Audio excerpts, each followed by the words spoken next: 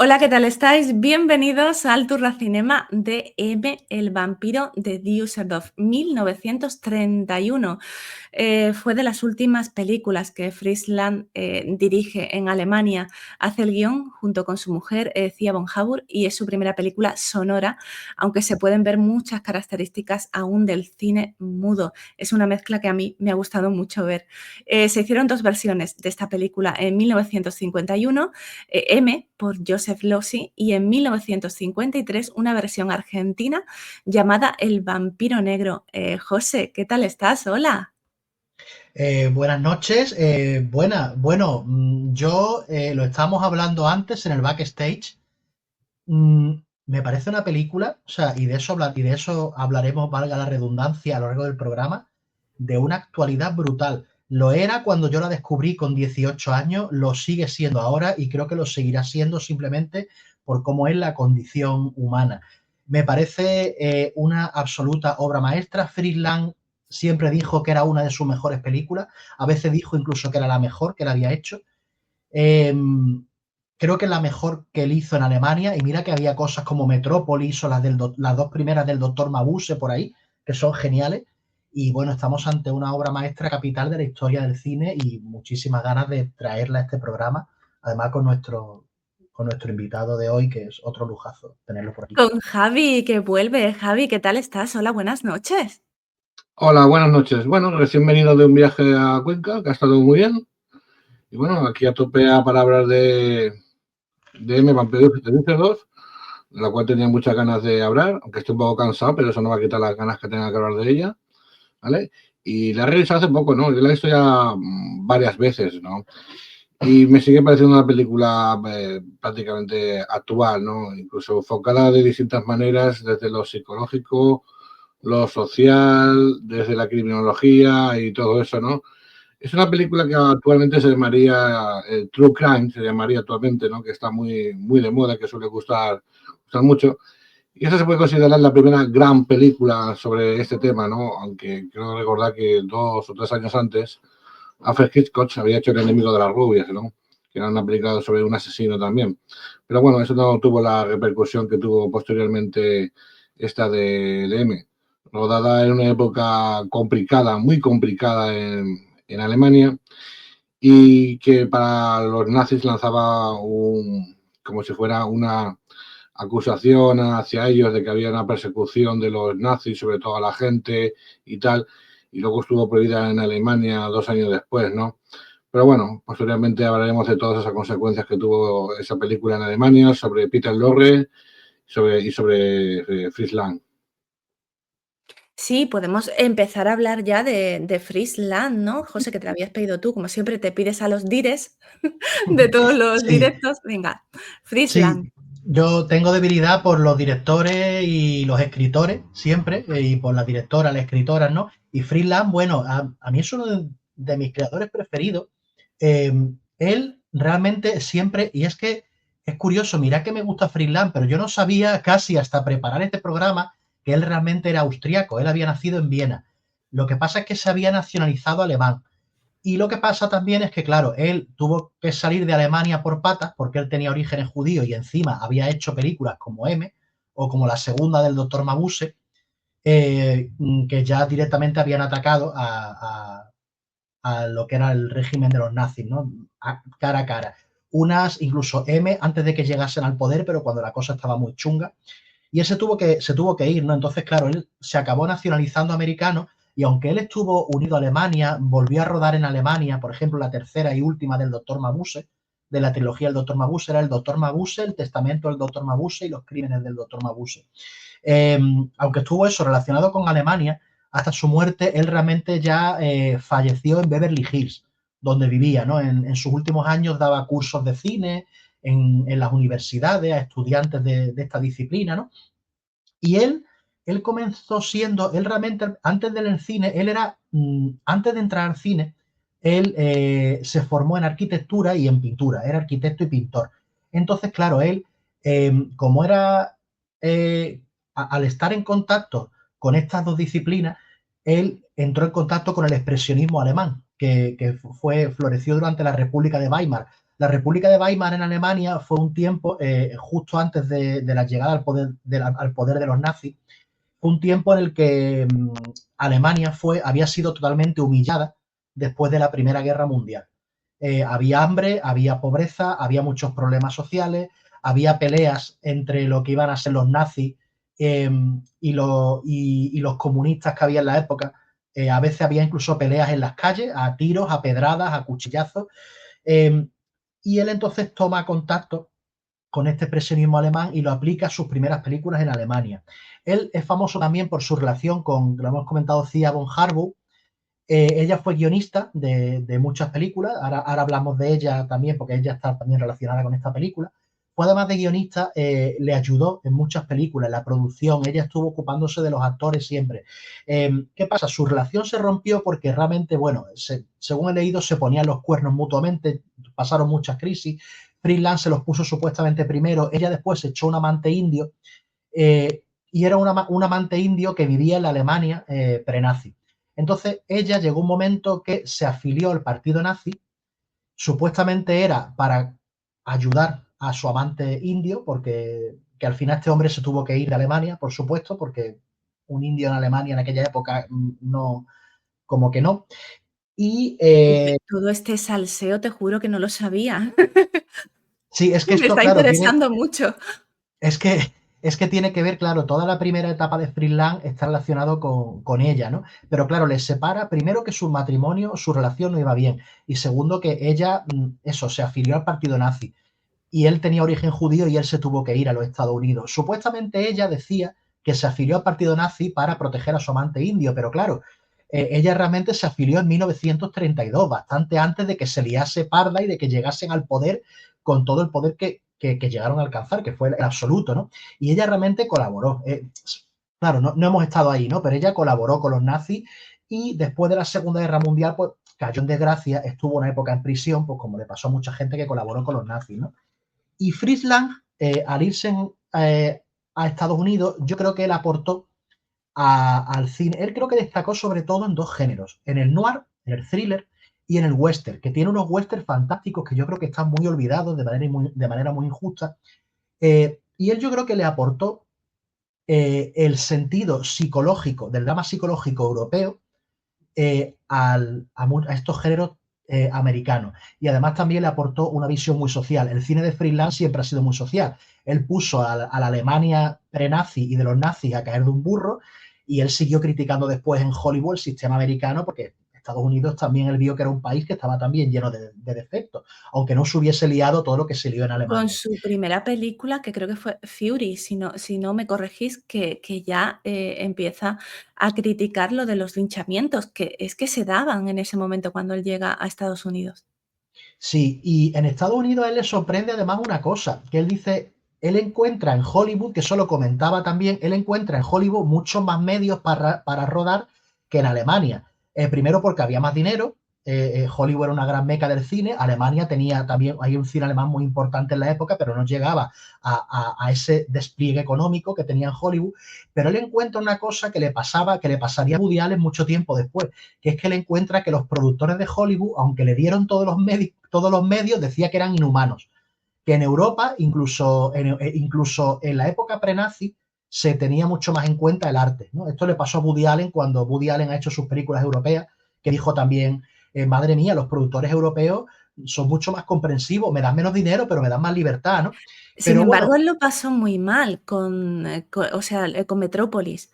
Acabó muy harto sí, de ese sistema de estudios y lo pasó bastante mal de que, bueno, los productores quisieran meter mano en el control creativo. Y precisamente hace M porque hay un productor independiente, ahora mismo no tengo el nombre, pero lo puedo buscar, que es quien le da el dinero, quien pone el dinero sobre la mesa para hacer M. Y claro, lo único que él le pide es: "No vas a meter las manos en nada de lo que yo haga, voy a elegir los actores, va a ser el guión que yo, quiera, de la forma que yo quiera". Y al final hace esta película por eso, porque le dejan libertad. Acabó hartísimo del sí, sistema de estudios y de las grandes producciones, porque Metrópolis era una gran producción. sí, el producción es Seymour Nebenzahl, pone aquí, Ujú. lo he buscado ahora. Y claro, bueno, Metrópolis es que fue incluso una rara avis dentro de lo que era el cine europeo y alemán en su momento, ¿no? Y él se ha hablado mucho también de que su obra es muy determinista. Uno de sus grandes temas, aparte de los temas sociales, es el determinismo, de que el ser humano está ahí moviéndose a la deriva en unos sistemas que suelen ser opresivos y que al final pues le tratan como un pelele, ¿no? Esto se ve en muchas de sus películas, la fatalidad, por ejemplo, ¿no? Que se ve en películas como, por ejemplo, Perversidad, ¿no? O en Los Sobornados, ¿no? Yo haría una, rápidamente y termino, yo haría, si tengo que recomendar de las 22 películas que él hizo, así a bote pronto, yo me he apuntado aquí, yo cogería la trilogía del Doctor Mabuse, Metrópolis, Los Nibelungos, que me parece una adaptación fantástica de la gran historia épica germana, M, de la que vamos a hablar ahora, y esto, hasta aquí, lo que hizo en Alemania. Y después ya en Estados Unidos yo he cogido 3 thrillers y 3 westerns. 3 thrillers que para mí me parecen imprescindibles de él, La mujer del cuadro, Perversidad y Los sobornados. Y 3 westerns que me parecen imprescindibles de él, La venganza de Frank James, Encubridora y Espíritu de conquista. Pero insisto, yo creo que prácticamente toda su filmografía es absolutamente fantástica. Sí, Javi, Friesland. No, estaba escuchando atentamente a José. No, estoy muy de acuerdo con lo que ha hecho al final José, ¿no? Y hace tiempo dije que si coges la filmografía de Phil Lang, que tendrá unas 50 o 60 películas, prácticamente el 80 o 90% son películas muy notables. Muy notables. Sean del género que sean, desde las mudas hasta incluso las que están en Alemania, incluso esas de aventuras como esta de... Ay, ¿cómo se llama el nombre? Esta de díptico de... Esta de aventura, no me acuerdo el nombre ahora. En general son todas muy, muy notables, ¿no? En cuanto a los orígenes de Friedland, hombre, no solamente fue Friedland, ¿no? Sino es jodido, con perdón la palabra, decir que debido al nazismo muchos directores europeos tuvieron que emigrar a Estados Unidos, ¿no? Hablamos ahora de Friedland, como por ejemplo vamos a hablar de Michael Curtiz, que Michael Curtiz era húngaro, ¿no? Por poner un ejemplo de cualquier otro, ¿no? Y eran todos nacidos en el antiguo imperio austrohúngaro, ¿no? Vamos a hablar de Austria, Hungría, partes de Polonia y tal, ¿no? Incluso Peter Lorre era nacido en el imperio austrohúngaro, ¿no? Que es considerado alemán, nació en parte de Hungría, luego creo que fue pequeño a Viena, luego se nacionalizó estadounidense y tal, ¿no? Por eso digo que es bastante curioso que debido al nazismo, los directores emigraron a Estados Unidos y allí se encontraron, pues, aparte del sistema de estudios, como una cierta libertad para poder expresar todo lo que querían poner en sus películas, ¿no? Y Friedland lo trasladó, creo que más notable que cualquier otro, ¿no? A ver, Michael Curtiz, evidentemente todos lo conocemos, ¿no? Era también muy maniático, Friedland también lo era, muy controlador, ¿vale? Pero yo creo que es curioso que debido a todo eso, el cine americano se levantó debido a cineastas europeos, ¿no? Y en concreto de M, que a mí, por ejemplo, me gusta, soy más de Metrópolis que de M, aunque son dos películas diferentes. Yo creo que M estaba en ese punto entre cine mudo y cine sonoro, ¿no? Ese punto indefinido entre mostrar con imágenes o mostrar con sonido, ¿no? Como pasaba con otra película maravillosa de ese año, 1930, que es Si no da en el frente, ¿no? Que prácticamente es lo mismo, ¿no? Mostrar con imágenes o mostrar un poco con sonido. De hecho, Si no da en el frente hay una versión muda. Puede ser incluso que como los nazis esta película que tiraron en el 33, pudiera haber incluso una versión muda de esta película, que es posible que lo hubiera, ¿no? De tantas versiones que hubo, porque la versión que he visto yo es de 105 minutos y a lo mejor hay partes que se han podido recuperar y a lo mejor dura más o menos la película. No podemos decir cuál es la versión definitiva del director o cuál quería más cortes o menos cortes o si es definitiva, ¿no? Pero parece que esta de 105 minutos que he podido ver parece que es la más, digamos, fluida o definitiva y tal, ¿no? Lo que es curioso de esta de M es la estructura narrativa que tiene, ¿no? Fijaos que actualmente nos fijamos más en la psicología del asesino, ¿no? En cómo se ha podido originar el asesino en sí. Si ha tenido un trauma, que el asesino tiene que tener un trauma, siempre. No puede ser una persona así porque sí. en ese sentido, ¿no? Yo en ese sentido me acuerdo siempre de una película que me gusta, película de asesinos en serie, que es Asesinato en 8 milímetros, que hay una al final de la... Estamos perdiendo a Javi Sí, a sí, pasos película. agigantados, además. Es sí, la no sé, conexión, creo. es la conexión tal vez, no se está Que escuchando mal y a corriente. Javi. ¿Nos escuchas tú bien, Javi? ¿Me oís ahora?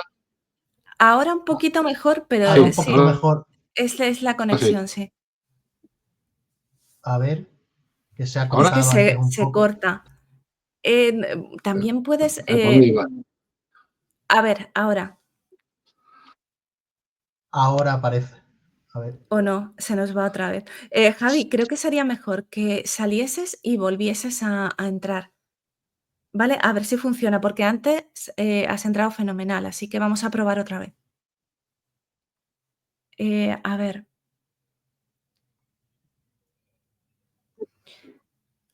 Sí te puedo sacar de aquí y aparte tú te puedes desconectar y en cuanto, o sea, vuelve a pinchar el enlace que te he mandado y te vuelvo a introducir dentro, ¿vale? Te vuelvo a introducir dentro, qué bonito Sí, hablas. qué bonito. Sí, Es- precioso. Gracias, estamos Javi. muy expresionistas. Sí, bueno, sobre Friesland, estabas hablando de Sí, la huida de Friesland de Alemania, que me parece muy curioso. Él cuenta que a él le secuestran el testamento del doctor Mabuse, ¿no? Y sí. él se pone un poco, él cuenta que se pone un poco chulo. Espera, creo que tenemos, a ver, Javi, hola, ¿qué tal? Ahora, perdón. ¿Por dónde iba? Ahora, Pues ya Ahora está, que no. ahora, retoma. No sé por dónde ibas, pero retoma. sí. Up, eh, Ups. estás, ¿verdad? Por favor, En 8 que esté. ¿Ves? Sí, pero es que te vas y vienes. Hoy. Sí, te vas y vienes. No Muy sé. bien, no. A ver, no sé por qué debe ser. ¿Me oís ahora? ¿Se ve bien? ¿Todo bien? Ahora todo bien, sí. Aunque el Todo bien, navegador ha ¿no? perdido la conexión con mi cámara. ¿Qué pasa hoy? Hoy ¿Qué pasa? ¿Qué ocurre? nos está saltando el doctor Mabuse, ¿vale? O sea, no quiere que Sí, hagamos sí, este programa. totalmente. De He alguna hablado u de otra Mabuse y manera. todo. Todo ha ido mal. Sí, nos está saltando el doctor Mabuse hoy. No sé Bueno, mientras qué ocurre. esté Yo ahora. ahora, bueno, ahora parece que lo que comentábamos del doctor Mabuse es que lo que él hizo fue que es que le puso las propias palabras de Hitler al doctor Mabuse. O sea, y se lió Eso era, o pardísima. sea, los eslogans nazis se los puso al doctor Mabuse y entonces secuestraron la cinta. Ah, Ostras, estoy sufriendo por Javi. Mm. Sí, Si quieres, no sé, salir y a volver ver, a ya, entrar. ahora. Ahora. ahora, Sí, voy a hacer eso. Seguir los Y no toques ahora, a nada. ver, No sé qué has ya no sé tocado, ni por pero dónde no voy. toques nada. ahora. No, no, si no estoy tocando nada. La cuestión. Bueno, lo que decía, que cuando se habla de asesinos en serie, siempre me acuerdo de la película Asesinato en 8 milímetros, en la escena final, cuando desenmascara al asesino y se queda sorprendido de ver la cara, ¿no? Y dice, ¿qué me esperas? Un monstruo. Soy una persona normal. Me gusta lo que hago. No tengo ningún trauma. Mi padre no me pegó, mi madre no me pegó, mi padre no me violó. Hago las cosas porque quiero, ¿no? Porque a los asesinos normalmente los hemos imaginado como monstruos, como desfigurados, como en este caso muestra la de M como si fuera un vampiro, porque hay una descripción que hace de un psicólogo, un psiquiatra, que hace un vampiro y se repite el lore viéndose si él es un vampiro, viéndose así, haciéndose como si fuera un vampiro, ¿no? Y yo creo que ese aspecto psicológico de la película está muy bien. Pero yo creo que hacia lo social, Se corta de nuevo. Sí. ¿no? Presiones de la gente, más por presiones de la gente o por el hecho de que sean asesinos. Ujú. Vale. Asesinos que es Sí, es que se ¿vale? corta, Porque Javi. Se Está se llegando está tu señal cortando. y se está cortando mucho. Que es una No pena, sabemos. porque ha ido Está genial al cortando. principio del directo y no sé qué narices está pasando, pero bueno, debe ser la A ver, conexión o ahora. algo. Sí, A ver, Ahora, no lo sí. sé. Ahora, ¿Ahora? ahora. Sí. venga, Ahora. dale. Ahora. Lo que decía que socialmente está muy bien porque no sabes si los delincuentes lo persiguen por ser un asesino o porque debido a él hay más presión de la policía sobre ellos y las calles están inundadas de policías, ¿no?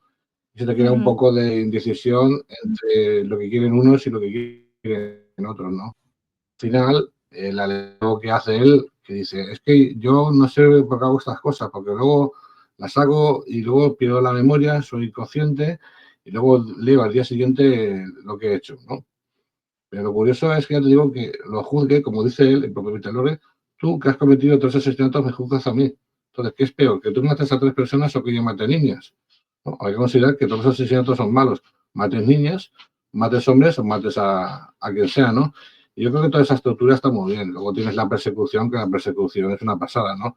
La persecución ujú. incluso puede recordar mucho a películas de Carol Reed como esta de Largas la noche o la otra que tiene que es la mejor suya, que es la del la que os conoce un Wells, no me acuerdo el nombre. El tercer hombre, ¿no? Está muy bien esa Ujú. persecución y tal.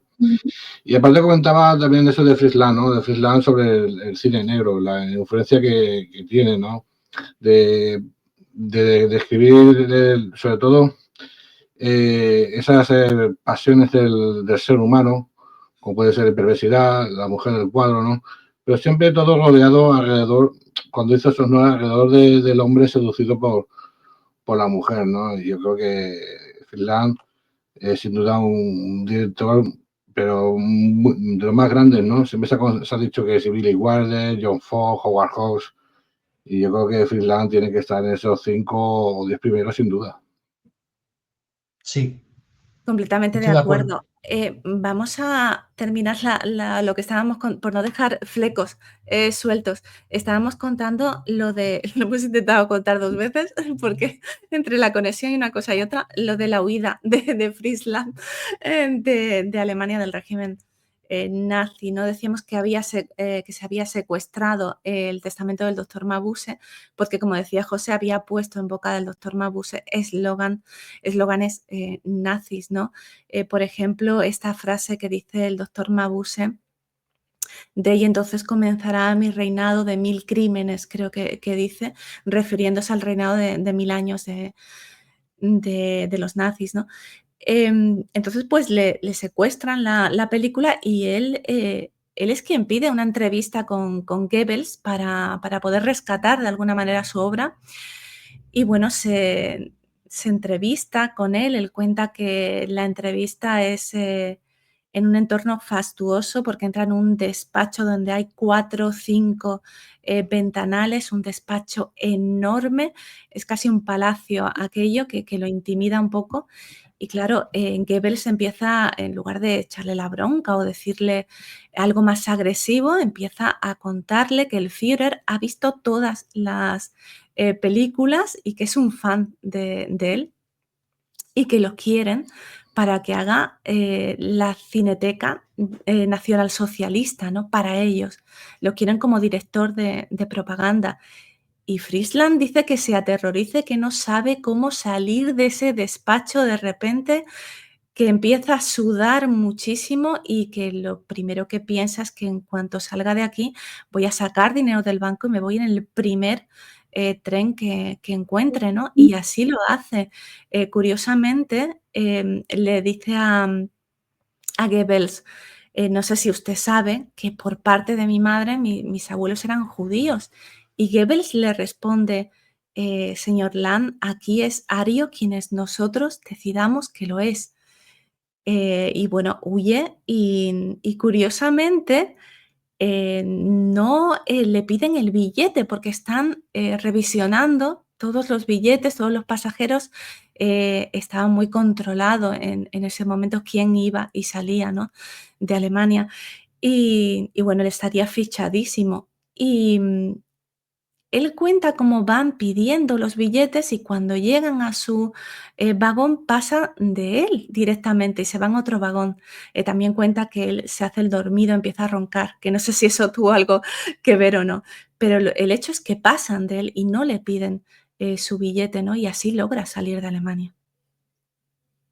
Es que tuvo que ser bastante espeluznante vivir todo esto en esa época de terror absoluto. Sí, fíjate que ellos pudieron salir a tiempo. Peter Lorre se fue un poquito antes, creo que fue en el año 31 o 32. Friedland, como bien ha comentado Carolina, se fue por las presiones que le metieron porque querían que fuera el presidente de la UFA, porque la UFA en aquellos tiempos era incluso la mayor productora visual de cine, incluso más que las productoras de Estados Unidos, si quieren que fuera su jefe de propaganda. Pero luego ya poco después, con las leyes de Nuremberg, que creo que fueron un poco después, en el 37 o 38, ya se endureció mucho más y ya era muy complicado salir de Alemania a cualquier judío o cualquier persona que fuera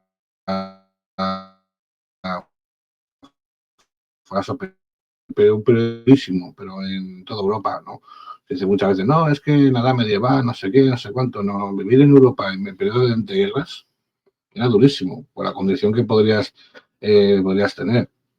Imaginaos, ya digo, un judío en Alemania era perseguido por todas partes, ¿no? Pero es que es curioso que también lo que muestra en parte esta de la de Es que era una época muy, ¿no? muy, muy, muy dura. Creo que Javi, la línea Es se la va de voz, nuevo. Javi, perdona, la línea se ha ido de nuevo, no sí, sé qué se va, se está va, se va. ocurriendo. Ahora te escucho Sí, de nuevo. pero ahora se te escucha bien, dale, Javi. Sí, dale. Estaba muy Ah, bueno. interesante lo que estaba comentando de lo que era la vida en el periodo de entreguerras en Europa y toda su dureza. Sí, era una época bastante convulsa y era muy complicado ser judío y luego ya posteriormente era en cualquier parte de antes de la ley de números sobre los judíos y la noche de otros, sí que se podía incluso poder salir de Alemania, pero después era prácticamente imposible. Pero he comentado antes, gracias al éxodo de muchos artistas alemanes o húngaros del este de Europa, pues eso alimentó al cine americano a ser lo grande que fue en la época dorada, que fue curiosamente Sí, mundial, no sé, en los 50, ¿no? el, Yo creo que el cine, pero hay que ver que el cine alemán en los años 30 era como Stockhausen, y también actrices como Marianne Dietrich en aquella época, ¿no? Seguramente si no hubiera sido por la Segunda Guerra Mundial hubiera sido un cine espectacular. Y es curioso eso, que después de la guerra el cine alemán desapareció prácticamente. Quitando ciertas sesiones de algunas películas, el cine alemán antes de la guerra no fue ni de lejos lo que fue después de la guerra. sí. Sí, Ahí ganó Hollywood también, que lo comentamos en el backstage, a gente como Billy Wilder Billy también, Wilder, sí, sí, que totalmente. él venía de También. Austria y él era otro de los que salió por patas de esa Europa que se iba al traste totalmente. Vaya. Sí, Mm. Y enlazando con lo que estaba contando Javi de cómo trata la figura del asesino Fritz Lang, Fritz Lang presenta a M como un hombre normal y corriente y creo que así tiene más fuerza la idea de que los males son sociales, no individuales. O sea, hay una razón o muchas para que un ser humano se convierta en un monstruo, ¿no? Esto no ocurre de la nada, no es un extraterrestre que de repente ha llegado a la Tierra de repente y bueno, lo tenemos aquí y hace maldades, ¿no? Es un ser humano y tenemos una responsabilidad, no entro igual, ¿eh? Como sociedad, alguna tenemos que tener, ¿no? No basta con llevarnos las manos a la cabeza, con condenar, cárcel, pena de muerte. Tenemos como mínimo el deber de preguntarnos por qué ha pasado y qué debemos hacer para que no vuelva a pasar, ¿no? Land decía que lo único que él podía hacer en sus películas con cualquier mal social, que era como él lo llamaba, ¿no? Era señalarlo, nada más, ¿no? Él decía el social evil, ¿no? y bueno, es lo que hace. Sí. Sí, pero al caso de eso, ¿verdad? Me viene simplemente una película muy curiosa que me gusta muchísimo, que es La noche de los generales, de Anatole Litvak, que es un director que me gusta mucho. No la he Y visto. es curioso, porque en esa película, no voy a spoiler mucho, porque no la has visto, es curioso que en esa película está Peter O'Toole, que es un general de Alemania nazi, y es investigado por no me acuerdo si es un sargento, no me acuerdo, también de Alemania nazi, por ser un asesino de prostitutas, ¿no? Y luego te planteas, es un poco hipócrita que investiguen a un general que está matando gente en un suburbio de Polonia porque mata unas prostitutas, ¿no? Entonces, ¿en qué estamos? Que hay humanos de segunda, humanos de tercera, porque mata prostitutas es un asesino, pero porque mata civiles polacos o Francia no es un asesino. Yo creo que muchas veces esto de los asesinos, ya no asesinos en serie, ¿no? Sino quienes matan, como pasa en la película de Finland, dice, tú matas tienes 3 asesinatos. Yo mato niñas. O sea, ¿cuál es la diferencia? Matar es matar. Matas a quien mates. Y además eso, que te investiguen por asesinato dentro de un contexto bélico donde hay asesinatos cada día, me resulta bastante curioso. Sí, es que esta película, M, si os fijáis, a mí me llama la atención una cosa y he apuntado el minuto exacto. Mirad, hasta el minuto 34 de la película no aparece, digamos, un personaje clave. O sea, es una película, bueno, M en general creo que es una película de protagonista coral, de protagonista colectivo, pero es que durante más de su primera hora vamos a ver solamente diversos estratos de lo que es la ciudad y los ciudadanos de Düsseldorf. Entre ellos, vamos a ver también al propio asesino, porque lo vemos por ahí en algunos momentos, ¿no? Y no es hasta el minuto 34 que empiezan a hablar los ladrones y también vemos también ya hablando a la policía en esas reuniones paralelas. Pero realmente la película es un fresco de una ciudad, de esa ciudad, Düsseldorf, ¿no? Y creo que esto me parece fantástico. O sea, se ha hecho muy pocas veces en el cine y me parece que es súper difícil hacer esto. O sea, te tiene atrapado y cogido del cuello la película con un protagonista colectivo donde ha aparecido el asesino y ni siquiera todavía tú tienes claro que lo sea, aunque lo puedes estar intuyendo. O sea, esto me parece una maravilla. O sea, es una película de protagonista coral que te tiene la intriga totalmente dosificada Y luego e que no, increciendo. sí, que no, perdón, que no es una película violenta, o sea, no hay una no hay una violencia, perdón, muy clara, o sea, no se ve un asesinato, no se ve sangre.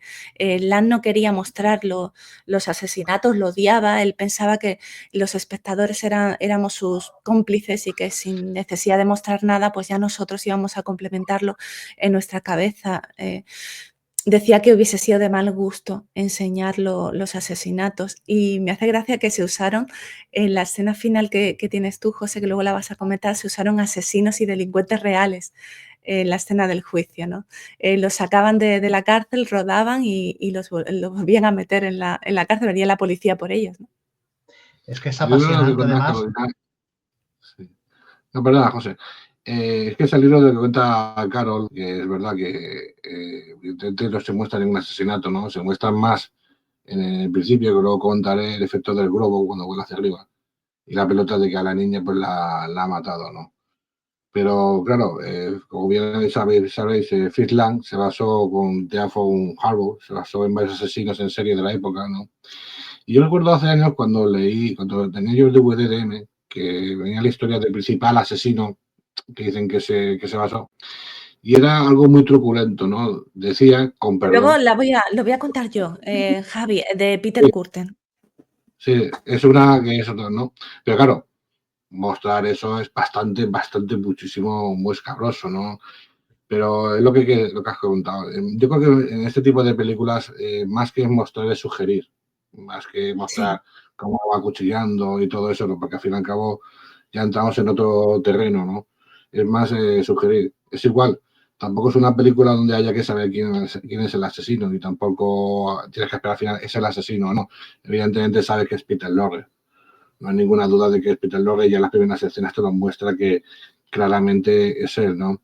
Incluso esa melodía que silba, creo que es All the Mountain Skin de Grieg, ¿no? Muy característica. No tiene ninguna relación con nada, es una melodía alegre, ¿no?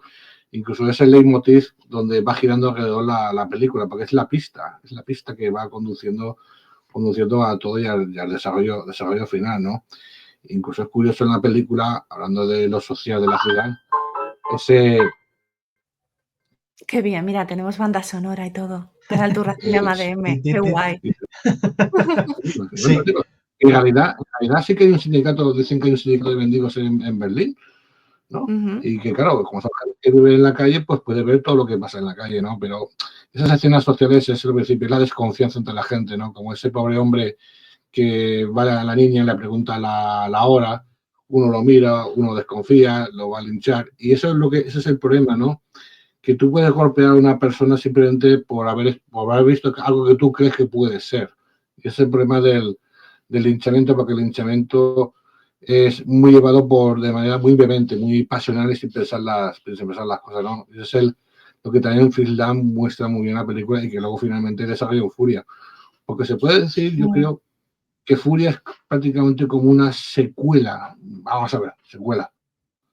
Que espiritual, ¿no? Tal vez una secuela espiritual. No, y que esta parte que cuenta Javi a mí me recordó a Furia inmediatamente cuando la vi. Sí.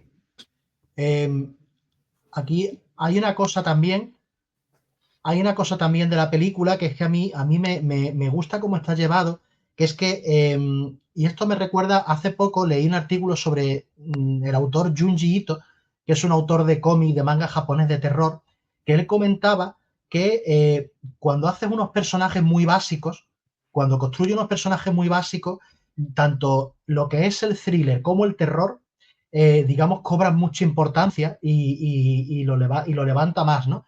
Y yo creo que M realmente, que era lo que habéis comentado antes también, Carolina y Javi, realmente no tiene eso, el asesino no ahonda demasiado en lo que es su trauma, que lo había comentado Javi, ¿no? Pero realmente la película aquí, Fritz Lang, no ahonda en prácticamente nadie. O sea, vamos sobrevolando como a vista de pájaro constantemente todos esos personajes, ¿no? Lo que había comentado es que hasta el minuto 34 lo que tenemos es un fresco de la ciudad de Düsseldorf, ¿no?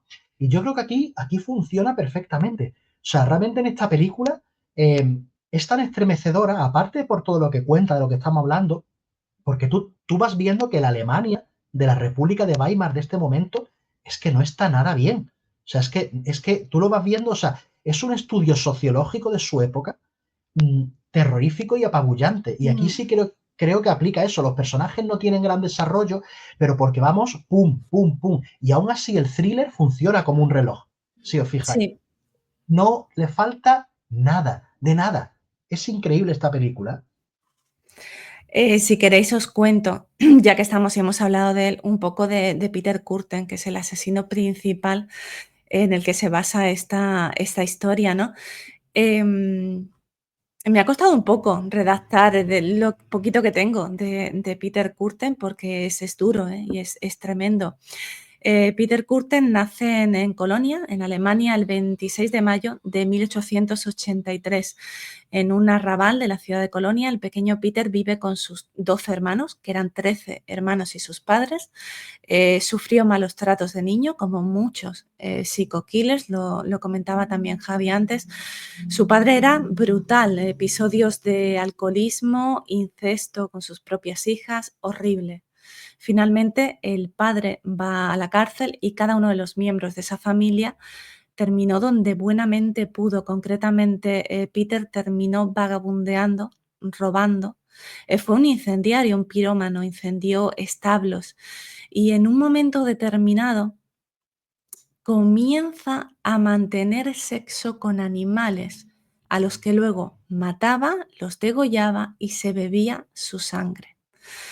Debido a los diversos delitos que iba cometiendo, salía y entraba de la cárcel continuamente y finalmente un día empezó a atacar a niños, los degollaba y se bebía su sangre. Fue esa relación de excitación con la sangre por lo que le apodaron el vampiro de Düsseldorf.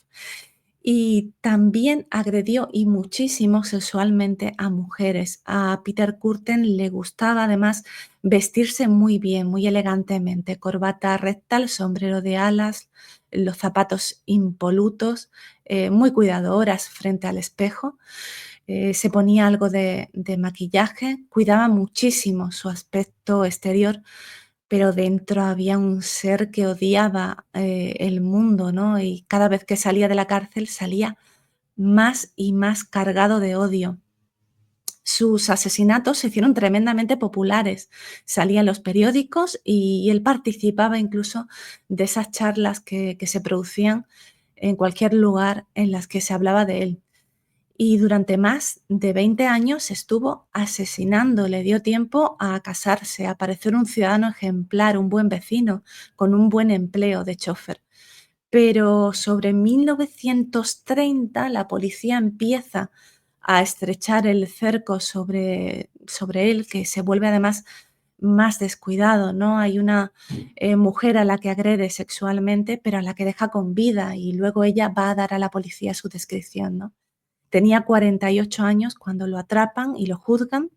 En realidad, él mismo, al sentirse acechado por la policía, le confiesa todo a su mujer y le dice que se va a suicidar. Y la mujer le dice que le parece bien, que es lo mejor que puede hacer. Pero él lo piensa mejor y se le ocurre que si ella lo entrega, podría cobrar ella la recompensa que daban por él, ¿no? Que era alta. Y así lo hace. Su mujer llama a la policía y lo detienen cerca de una iglesia, ¿no?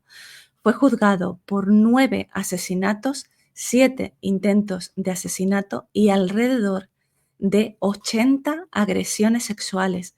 Y finalmente murió guillotinado en 1931. Él decía que estaba deseando que ocurriera porque le excitaba la idea de oír brotar la sangre de su cuello cuando lo guillotinasen. Atención a esa cabeza. Como curiosidad, precisamente su cabeza fue diseccionada y momificada y está en un museo en Wisconsin, puede verse, ¿no? Y este es un resumen muy, muy pequeño de Peter Kürten. ¿Estáis bien? Sí, y algo Sí, que... sí. No, es que algo también que ese, que lo hubiera comentado Carlos, en el DVD de M también está, ¿no? Y yo cuando vi el DVD de M, que lo comentan antes, leí esa historia de Peter Kürten. Y hubo algo que, aparte que soy muy truculento, muy y tal, incluso cuando mataba a sus víctimas, se masturbaba al oír las gotas de sangre cayendo en el suelo, imagínate. Si era la relación con Perturbación, la sangre, sí. esa relación con la sangre, incluso más, no la sangre, ¿no? Pero como ya he comentado antes, a lo mejor ese sí que tuvo traumas de la infancia, ¿no?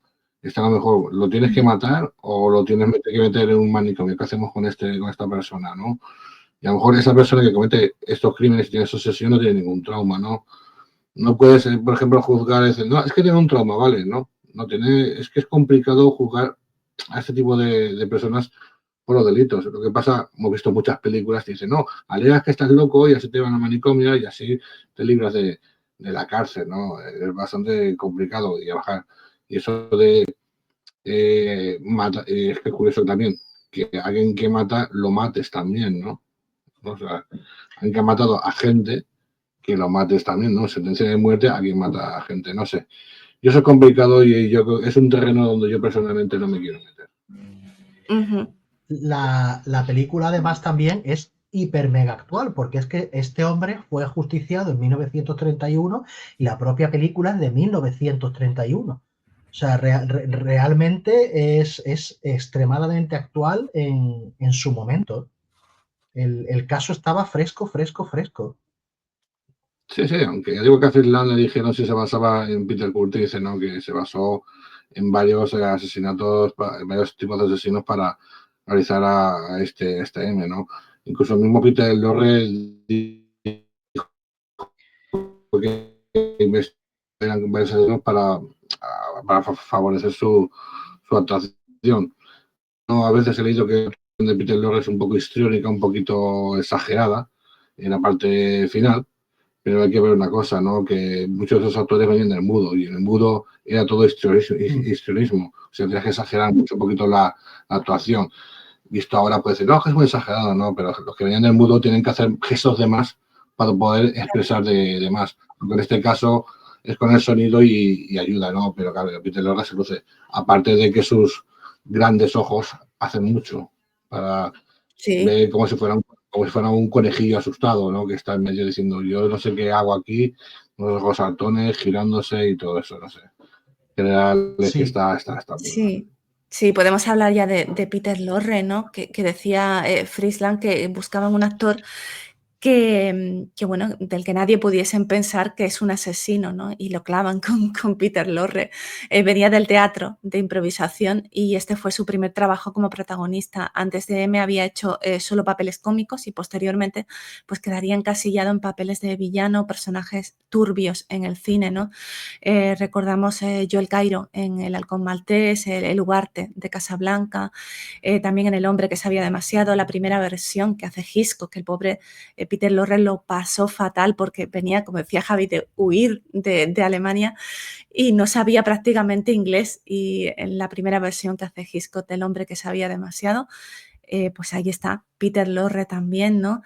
Me hace mucha gracia que esta melodía, perdón, que va tarareando, se la hace en realidad von Habur, la mujer de Fritz Lang, porque él no podía tararear tanto tiempo, no se le daba bien, ¿no?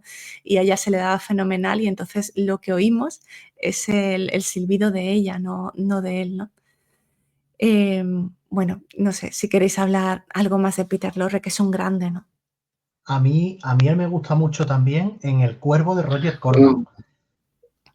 Creo que hace un papel muy guay, muy divertido dentro de, de toda la locura que era esa película de Corman. Y es verdad, sí pienso que tal vez él se encasilló un poco. Tal vez él se encasilló un poco. Lo hemos tenido, sí, en este tipo de individuo perturbado con una cierta comicidad extraña e inquietante, ¿no? Pero a mí me parece también uno de los grandes actores de la historia también, ¿no? Y otro que, como habéis comentado antes, Carolina y Javi, ¿no? Que tuvo que también salir por patas de Europa y que se aportó mucho al cine americano. A nivel de, igual que Fritz Lang o Billy Wilder lo aportaron detrás de las cámaras, él lo aportó delante de las cámaras. Él además, hay una cosa curiosa también, él era austrohúngaro. Además que es de esas personas, porque él nació que lo tengo aquí, él nació, que es un pueblo de las montañas de Eslovaquia, Peter Lorre, bueno, no sé cómo se pronunciaría, pero Rusomberok, ¿vale? Es un pueblo que está en el norte de Eslovaquia, pero que entonces pertenecía al Imperio Austrohúngaro. Él nació en 1904, él pertenecía a un mundo que totalmente había desaparecido. O sea, y esto me resulta súper curioso, o sea, porque es verdad que el Imperio Austrohúngaro después de la Primera Guerra Mundial desapareció, o sea, se extinguió por completo, ¿no? Y él creo que si alguien representa el estar entre varios mundos, incluso más que Fritz Lang y más que Billy Wilder y más que otras personas que se fueron a Hollywood, creo que fue él. Chicos, pues entramos en escenas, ¿no? La primera escena la tiene Javi al inicio.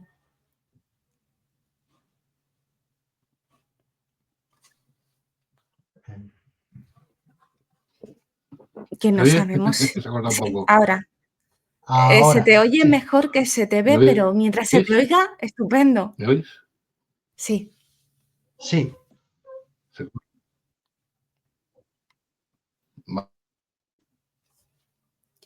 Bueno, te oíamos. De repente ya no te oigo. ¿No?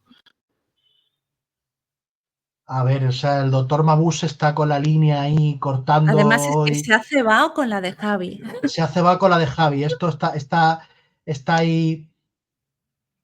No sabemos qué está pasando. Yo iba a comentar, mientras vuelve la línea o no, quería comentar una cosita. Me parece la película, el expresionismo que todavía tiene la película, hay una parte que me fascina, que es que la tenía aquí apuntada para comentarla, y que eran los escaparates expresionistas, esos escaparates de tiendas de juguetes que vemos, y de que vemos es que me parece alucinante. Ahí se nota que Fritz Lang fue arquitecto y también pintor. Esa flecha que está bajando señalando el producto, el círculo concéntrico, hay un bufón marioneta moviéndose, una noria, hay una grúa, me parece una maravilla. Lo quería comentar antes que se me olvidase, aunque esta película no llega a ser, creo que es más realista que expresionista, pero creo que ya habla Sí, de, pero creo que mantiene ese expresionismo ahí.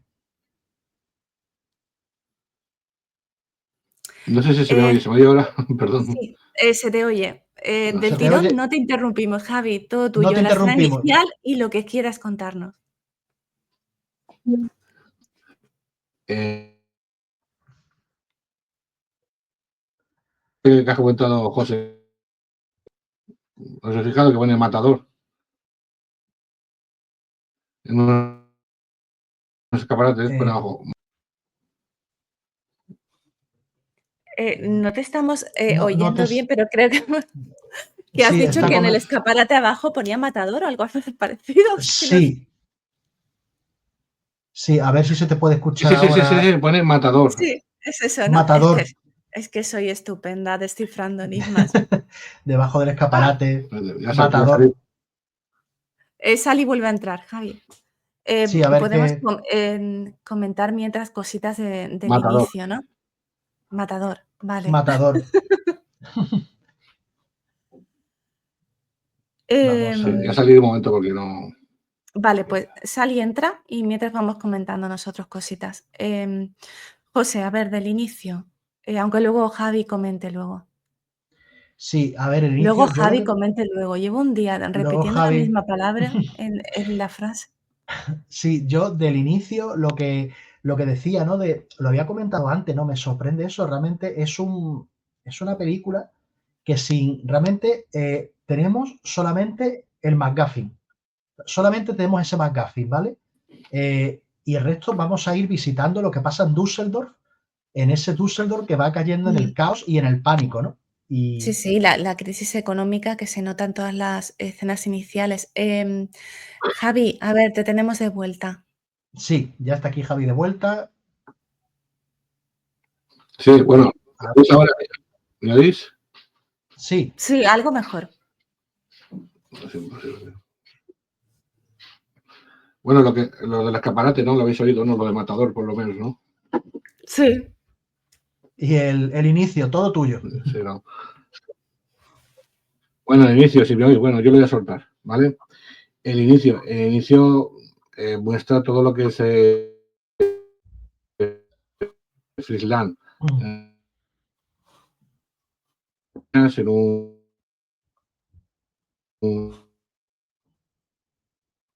En No se un está círculo escuchando.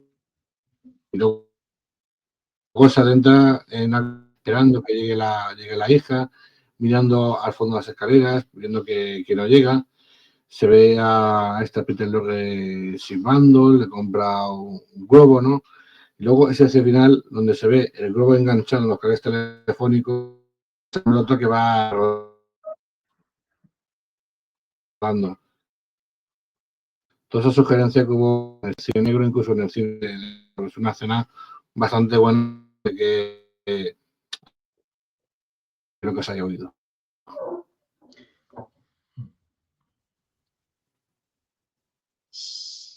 Se ha cortado. Vale, pues Javi, ¿nos estás escuchando tú a nosotros? ¿Tú no escuchas? Sí, creo que con mucho retardo, porque me ha parecido Os oírme a oigo, mí, pero con mucho retardo. Pero está escuchándonos, mucho sí. retardo. Lo que pasa es que tu señal de audio, Sí. la de vídeo también, pero la de audio se va cortando mucho, que es lo malo, que no te oímos bien. Vale, seguid vosotros que voy a hacer una cosa, ¿vale? Vale, ok, pues seguimos con la Venga. escena inicial, que es la que estábamos contando. Prácticamente esta escena o estas escenas que conforman el inicio van prácticamente sin diálogos, que es algo que a mí me chocó bastante, ¿no? La narrativa visual que hay ahí es tremenda, lo comentaba yo esta semana en redes sociales, los niños jugando con esa canción tan horrible, la cámara desde arriba, que parece que les está enfocando mientras juegan, que les está acechando prácticamente, ¿no? Esas madres, ese barrio tan pobre, la crisis de esa Alemania hundida tras la Primera Guerra Mundial, ¿no? La presentación de Peter Lorre, luego la sombra sobre el cartel, la presentación del asesino. Cuando se ven esas escaleras infinitas hacia abajo que da vértigo, mientras oímos a la madre llamando a su hija, ¿no? El plato de comida vacío. Todo eso son clases maestras de narrativa audiovisual. Sí, a mí me parece muy espeluznante el plano de la escalera del piso de vecinos vacía, mientras Sí. la madre llama a la niña.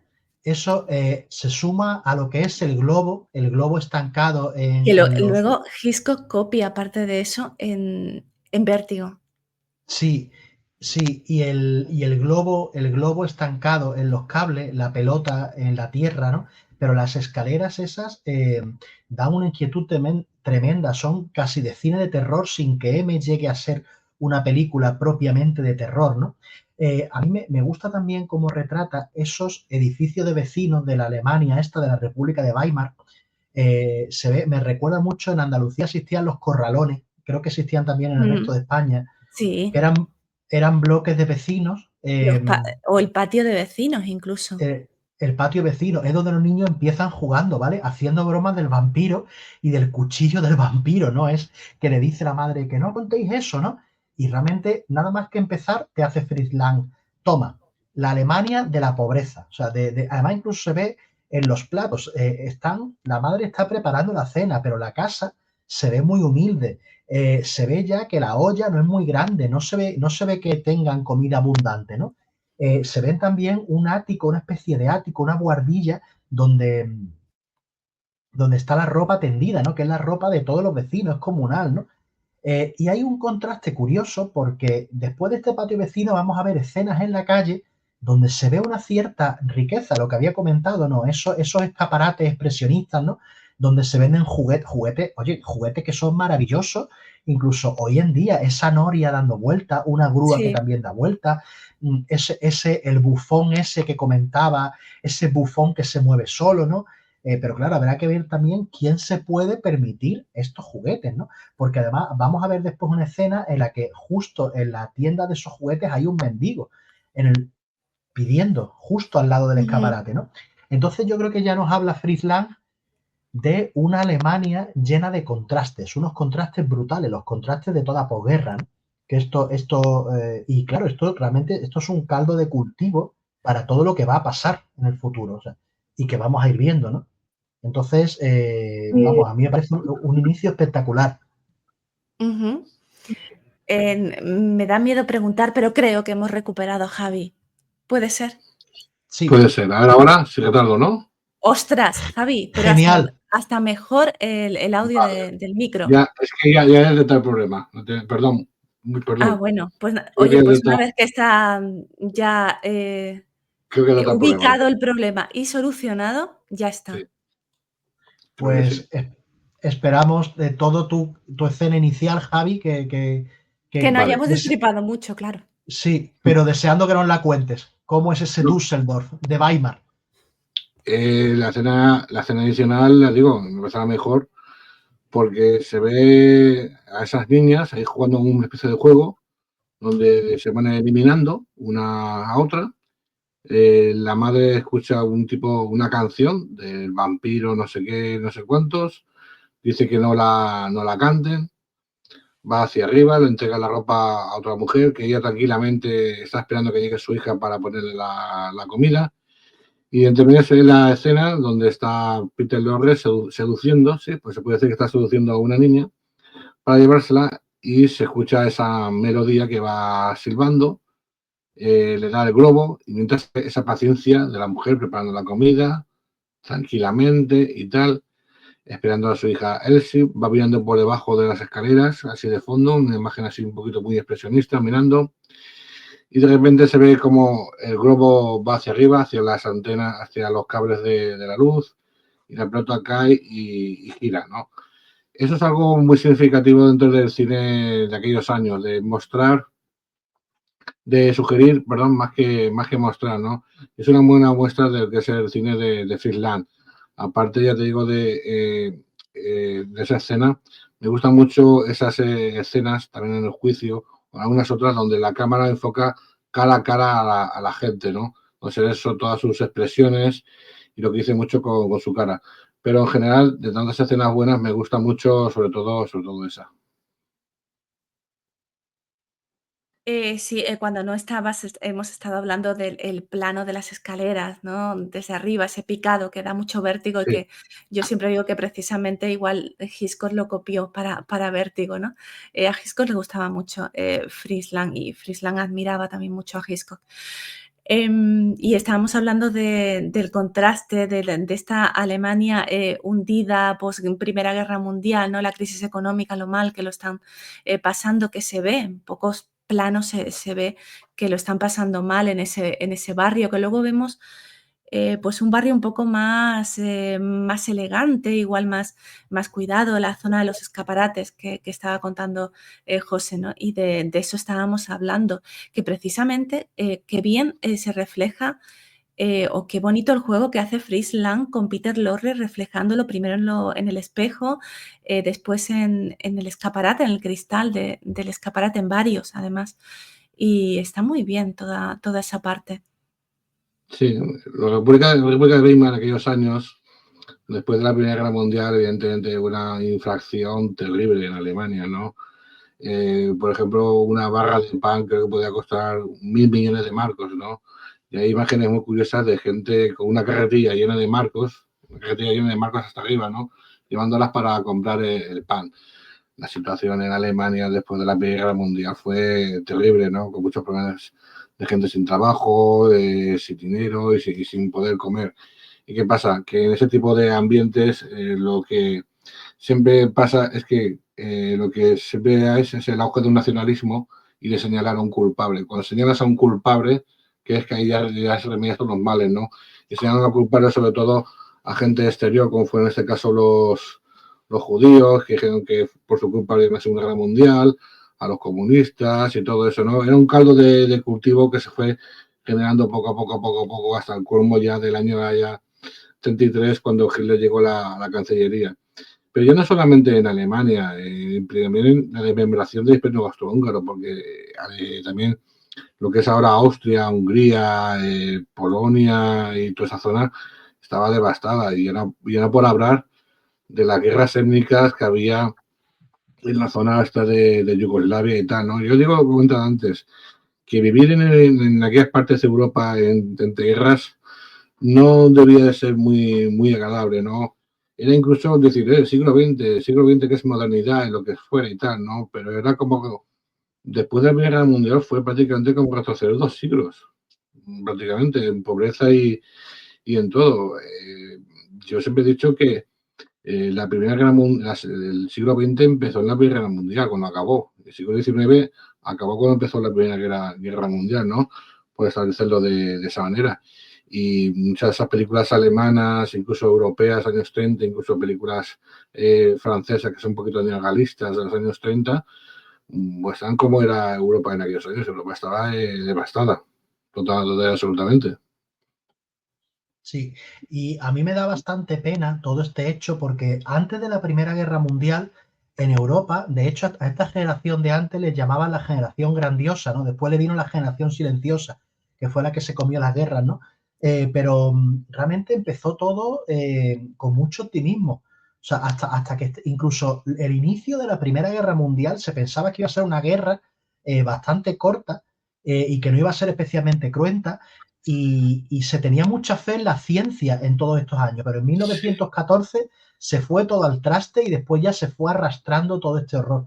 Pero es una pena porque el siglo XIX terminó de una manera muy optimista y el XX empezó con toda esta aura. Es una de las grandes penas, o sea, porque es que se fue todo al traste en un pispás.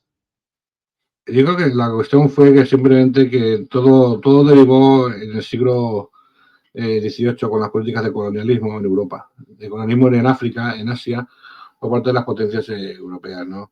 Y al final lo que resultó La Primera Guerra Mundial fue una pelea entre primos. Sí, siempre he dicho, sí, fue una pelea entre primos. Yo, con perdón de la expresión, yo la tengo más larga que tú, ¿sabes? Bueno, es que lo fue literal, o sea, es que había lazos de sangre entre, Sí, entre sí, los pero contendientes.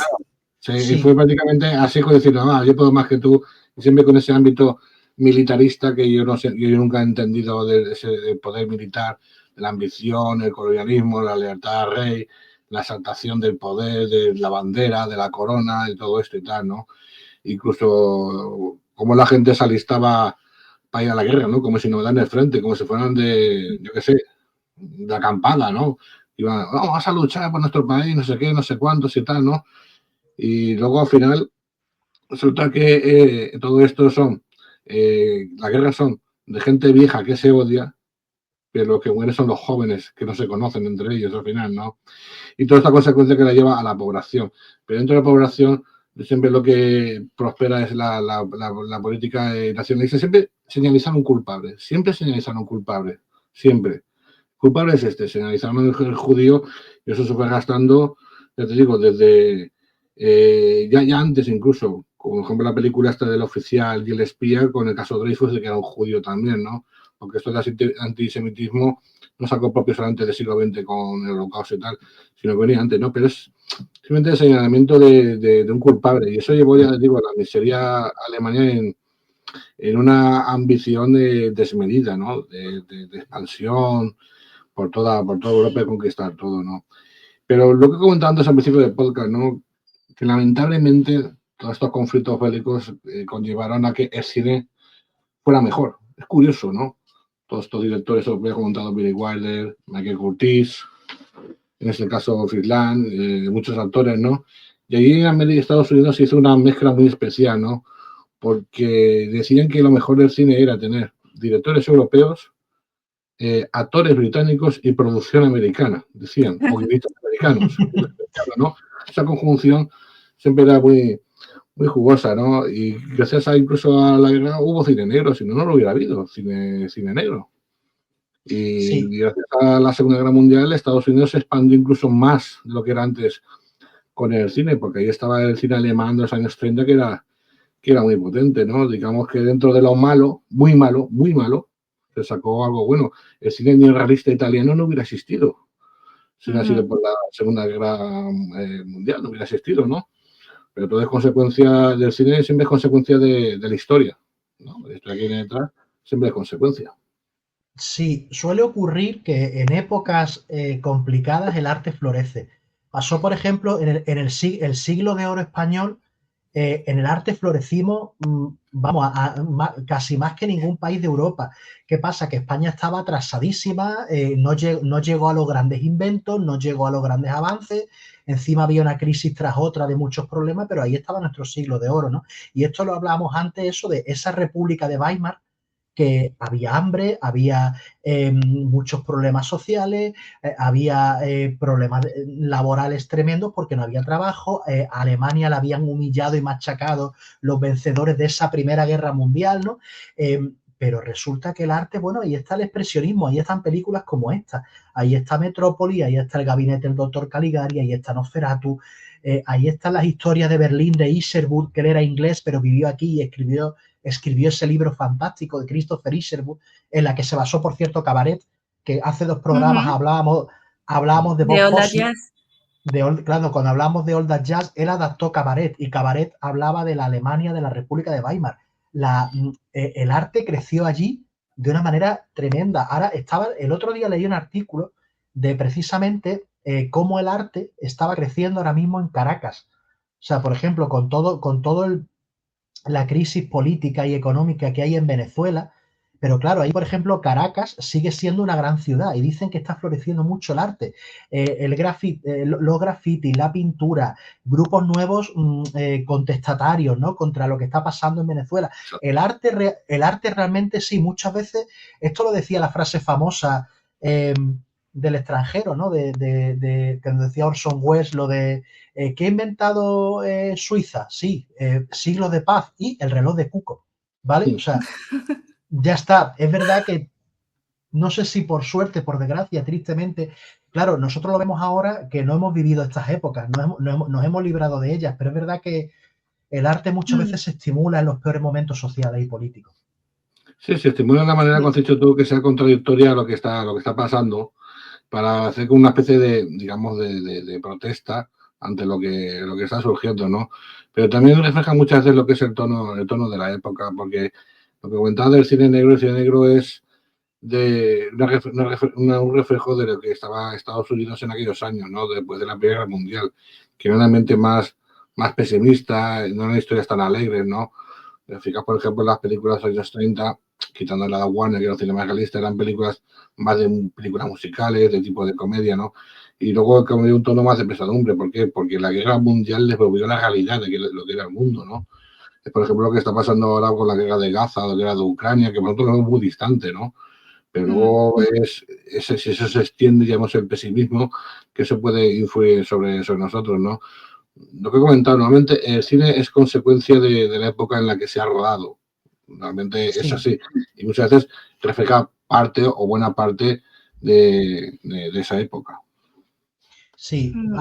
Yo creo que pasa en todos los artes. Ahora estaba incluyendo, bueno, nos estamos yendo por la rama, pero Un pensaba, por poquito. ejemplo, un poquito, pero para terminar comentaba, por ejemplo, es que estaba pensando en la música punk. El punk viene cuando el espíritu hippie pues se ha hundido ya y ha llegado el desencanto, ¿no? Entonces, Mm. bueno, esto pasa, pero es un nuevo arte que le da una nueva vuelta a esa tortilla artística, ¿no? Entonces, a mí el expresionismo alemán es una de mis épocas preferidas a nivel cinematográfico.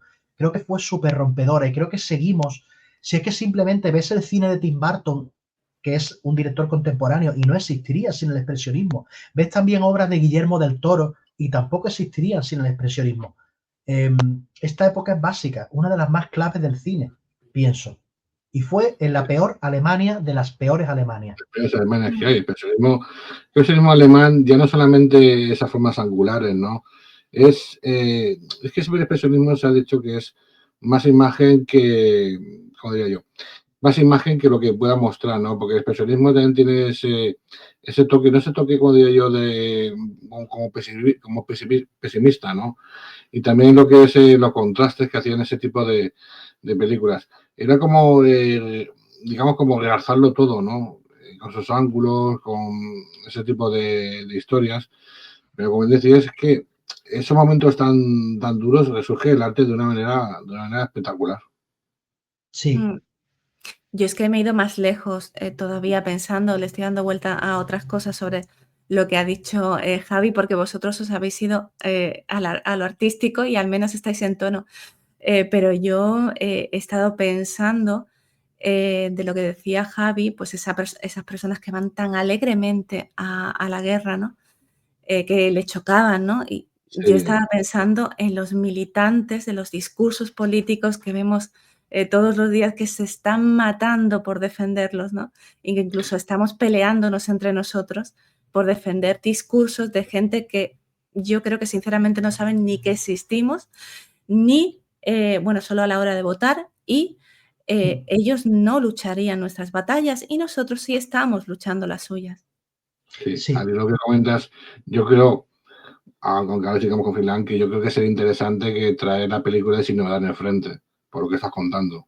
Ah, Porque sí, Sin sí, Novedad sí, en el sí. Frente cuenta lo que tú ahora mismo acabas de decir perfectamente, ¿no? Cuenta totalmente y tiene casi 100 años y no ha cambiado nada, porque al fin y al cabo los ciudadanos de a pie somos meros títeres para ellos, no sirvemos para nada, porque esta gente actúa que maneja el poder, no sabe el día a día de las personas de clase media ni de clase baja, no saben lo que es ni el precio de la leche, ni el precio del pan, no saben nada, somos marionetas para esos tejemanejes políticos y llevarlos al poder, ¿no? Vamos a hacer incluso un díptico que podría ser Sin Novedad en el Frente y luego el político de Robert Rosen, ¿no? Que puede ser un contraste entre ay, una cosa a lo mejor y la otra, ¿no? Que podría ser. Pero ya tengo que ir volviendo a lo que es AM es una realidad social, lo que es sobre todo cómo se mueven las masas. Ese es el movimiento de Mm, masas, porque el movimiento de masas fue también algo muy propio de los años 20 y años 30 de manera política, ¿no? Que politizaba todo, de meterle sobre todo un sentimiento de buscar no te digo, un culpable para quitar el miedo a la gente, ¿no? Es como se hace ahora con los ocupas. meterle miedo a la gente de que alguien ocupa y crearles ese miedo de que el culpable de que la vivienda está aquí es, por ejemplo, del ocupa, ¿no? Lo del casero que te pone precio. Por ejemplo, de que haya tanta delincuencia, el miedo del extranjero de que viene de fuera, ¿no? De siempre Sí. buscar un culpable, ¿no? Porque al final la diferencia entre las personas es muy simple. Están las buenas personas y las malas personas. Simplemente en ese sentido. No de que sean de una condición racial, religiosa o lo que sea, ¿no? Y en el caso de M, vemos que hay malas personas, no solamente una mala persona, hay malas personas en general. Y también hay buenas personas en la película de M. Sí. Sí. Y vemos sus intereses, si os parece, voy a con la escena que yo me he pedido, que es la escena en la que están los mafiosos por un lado y los policías, los expertos, autoridades por otro, ¿no? Se van solapando. Por un lado, el mundo del AMPA, ¿no? Los asesinos, los mafiosos, las prostitutas, los ladrones, preocupados todos ante la idea de tener un asesino de niños entre ellos, ¿no? Ellos mismos dicen, no es de los nuestros, está fuera de nuestro mundo, lo repudiamos, pero sobre todo lo repudian porque les está arruinando los negocios con la presencia de la policía, perdón, y los continuos registros, no pueden trabajar, ¿no? Les molesta por eso. Y en otra reunión, mientras tanto, están los buenos que están pidiendo que se recorten derechos para hacer más registros, las denuncias de los ciudadanos que no sirven de nada. Aquí creo que hace un guiño Lana, algo que ya se estaba dando en Alemania, las denuncias anónimas de un vecino al que le caes mal solo por hacerte daño, ¿no? Las denuncias políticas. Nos habla también de la opinión de los expertos. Hay uno que habla de este otro asesino en serie tan famoso, otro psico-killer, que es Harman, lo nombra. De la vida que llevan, ¿no? De ciudadanos normales y respetables y de cómo los van a diferenciar, ¿no? De lo frustrante que es que en muchas ocasiones la conexión entre el asesino y la víctima es casual y obedece a un impulso, no lo pueden prevenir, ¿no? Hablan de si pedir ayuda o no a la sociedad, ¿no? Que el jefe de policía enseguida dice no, no, por favor, que es peor. Se habla también del individualismo, de que, a ver, nos hacemos responsables de nuestra familia más cercana, de nosotros mismos, pero del niño de un barrio pobre, de ese que se encargue la sociedad en abstracto, como si nosotros pues no formásemos parte de eso, ¿no? Y para finalizar, pues ahí Lan nos pega otro toque abriendo otro melón, porque eligen a los mendigos como espías. ¿Por qué? Porque son los seres más invisibles de nuestra sociedad, ¿no? Y por cierto, hay una parte en la escena de los mafiosos que ahí hay humo de más. Si os fijáis, no tiene sentido de dónde Sí. sale ese humo ni hacia dónde va, ¿no? Me gusta especialmente esta parte porque te abre muchos debates y te da muchas cosas en las que pensar, ¿no? Sí. Hay una escena también que acuerdo de ahora, que es muy curiosa, que es muy representativa de cómo son toda esta gente que gobierna la sociedad. A mí es una escena que se reúnen todos juntos y son gente de puro hermano, todos jugando puros y con el humo alrededor, decidiendo cosas entre ellos sobre la sociedad, ¿no? Incluso dicen, alguna vez he leído, que el criminal, el asesino en serie, es un reflejo de la sociedad en la que vive, ¿no? Y eso me resulta curioso porque hay una película que a lo mejor conocéis que se llama Ciudadano X, ¿vale? Que es un asesino en serie en la Unión Soviética. Y Yo no. dice, en la Unión Soviética no puede haber asesinos en serie, ¿no? Y sí que había un asesino en serie. Ninguna sociedad se puede librar de un asesino en serie. Una sociedad que esté peor, como estaba esta ciudad que representa Finland, no tiene por qué surgir un asesino porque la ciudad esté peor o esté mejor, o porque hay un sistema político mejor o peor. Mira cuántos asesinos en serie han salido en Estados Unidos, pero en Estados Unidos porque están muy masificados por los medios de comunicación de Estados Unidos, evidentemente. También aquí en España hay asesinos en serie. También eso hay en Francia, en Italia y en todas partes, ¿no? No hay representación de que, por ejemplo, una sociedad está destruida o haya una clase más baja que diga en ese sentido. Pero también una puntualización muy interesante de Carolina es que, por ejemplo, ¿qué importa que maten a una niña vagabunda? No importa nada, ¿no? Por ejemplo, importa más el caso Lindbergh, cuando secuestran a la hija de Lindbergh, ¿no? Eso sí que, ¡guau! Hay que estar atento que han secuestrado a la hija de Lindbergh, no sé qué, no sé cuántos. Pero si han secuestrado a una chica normal, hubiera incluso menos medios, ¿no? Eso habla muy bien de cómo es el ser humano dependiendo de las clases sociales. Y cómo, dependiendo de la clase social de una persona, importa más o menos, ¿no? Cuando es el mismo valor, lo que he comentado antes, matar es matar. Y secuestrar, por ejemplo, a una niña que sea una mendiga es igual que a una niña que sea rica, ¿no? Esa diferenciación. Porque yo creo que la verdadera lucha que muchas veces se tiene que establecer es entre las clases sociales, pero en todo. Clases sociales. Lo hemos visto ahora, ¿no? En últimos casos, de, por ejemplo, este grupo de empresarios que han violado a varias niñas y se han librado de la cárcel porque son empresarios así reputados, ¿no? Pero, por ejemplo, llega a ser una persona cualquiera y le quedan 25 años de cárcel, ¿no? ¿Por qué? Porque tiene una clase social ante el delito, ¿no? Cuando la clase social no debe importar. Tú has cometido un delito y tú seas de la clase social que seas, vas a la cárcel igual que al otro, ¿no? Esa es la diferenciación contra la que más o menos hay que luchar tanto antes como luchaban como con la que hay que luchar ahora. A mí de esta escena me parece súper sugerente y además muy genial y muy sugestivo es el solapamiento que va haciendo Fritz Lang de esos personajes del mundo de Lampa y la policía.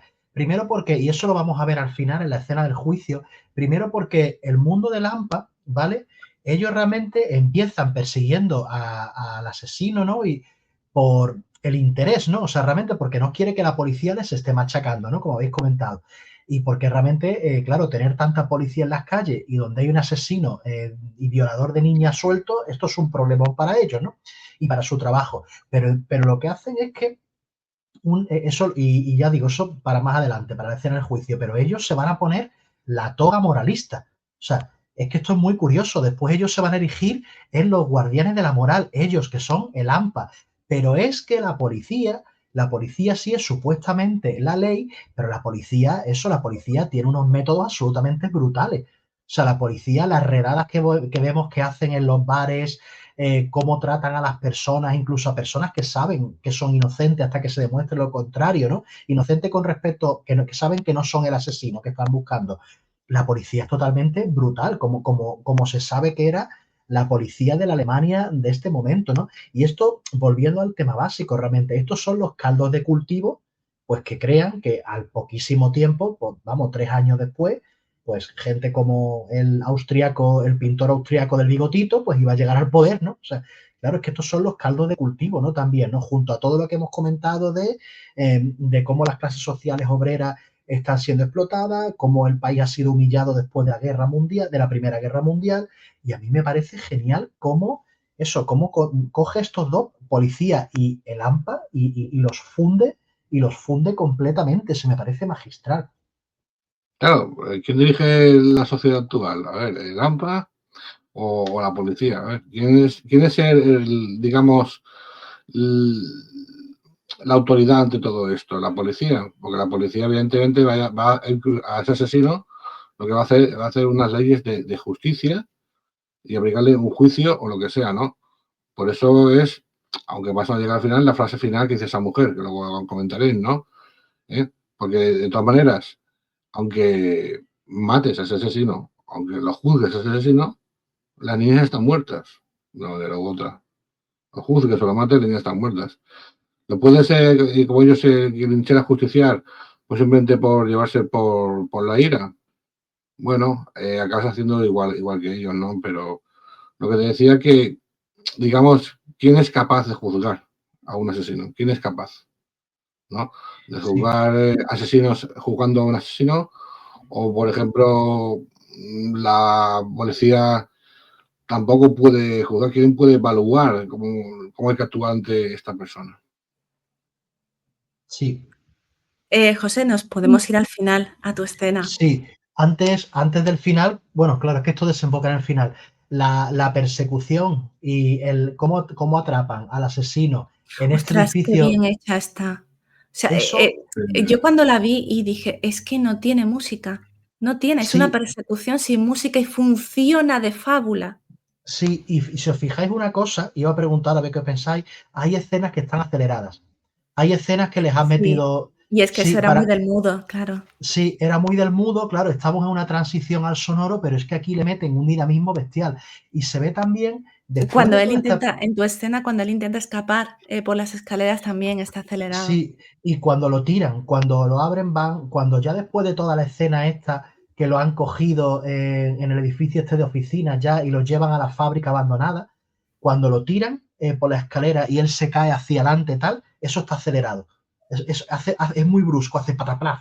O sea, Es y que yo eso he es lo que disfrutado mucho esta película porque es. yo soy una gran amante del cine mudo y ver esta transición tan maravillosa yo no conocía. Yo la vi el año pasado, el vampiro de Düsseldorf, porque tú me dijiste que la querías proponer y digo, pues venga, voy a verla y cuando me encuentro que es una transición tan especial, tan bonita, tan redonda entre el mudo y el sonoro, yo la he disfrutado muchísimo por esos detalles, porque tiene mucho del mudo todavía. El cine Sí, y es mudo. que No, perdona, José. No, el cine mudo sí, está muy despreciado por mucha gente. Despreciado porque yo incluso recibí comentarios de cine mudo que incluso era precine, que era cine prehistórico, que todas esas películas tendrían que colorearlas y ponerles audio o subtitularlas o algo así acercado con ellas, porque esas películas no las iba a ver nadie. Eran películas que ese videoclub prácticamente alquilaba a poca gente, ¿no? Pero eran películas que narrativa visual eran muy poderosas, pero muy poderosas de narrar a través de imágenes y apenas transmitir palabras, algunos, a veces con algunos intentitos transmitir todo lo que transmitían. Y eso se acompañado de música, porque, a ver, Amanecer es una barbaridad de película. En sí, Murnau, es una barbaridad. Metrópolis, una que a mí me gusta mucho, no me acuerdo el nombre, se me va la cabeza. Me gusta mucho, ¿no? Pero que, ya te digo, lo que dice ahora Carol, cuando ves esas películas, primeras películas de John Ford, año 31, 32 o 33, donde dan más rienda a la imagen que al diálogo, son extraordinarias. Y esta de M marca más o menos ese punto de inflexión entre el cine mudo y el cine sonoro, porque a veces no tienes que sobreexplicar todo lo que está pasando, ¿no? O muchas veces incluso en años posteriores pasó con la voz en off, porque la voz en off sobreexplicaba también demasiado, ¿no? A veces tienes que dejar muchas escenas que solamente la imagen narra, y tampoco hacer un acompañamiento musical, ¿no? Sino que digamos que la imagen narre lo que está pasando. Por ejemplo, la angustia que pasa Peter Lorre cuando está ahí con la navaja intentando abrir las puertas. Es angustioso para él. Incluso eso sí. es terror para él. Eso, lo que está pasando a él, es de película de terror.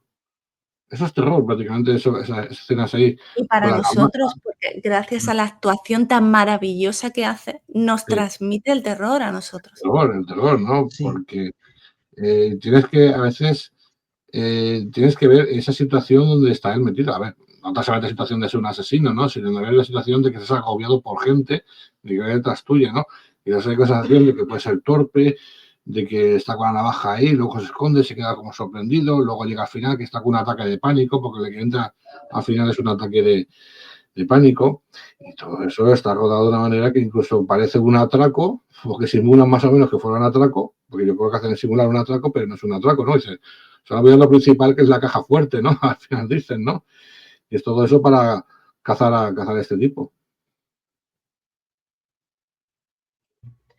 Sí, y además también, aquí tiene una cosa también, que esto que comentabas, cuando sientes terror porque parece que van a pillar al asesino, en realidad a ti te pone en la disyuntiva de ¿quieres que pillen al asesino o no?